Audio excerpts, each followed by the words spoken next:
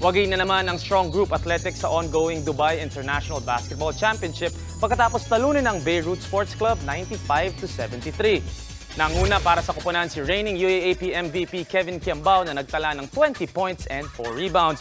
Nag-ambag ng 19 points, 8 assists and 5 rebounds naman si Mackenzie Moore at 11 points and 9 rebounds para kay Dwight Howard.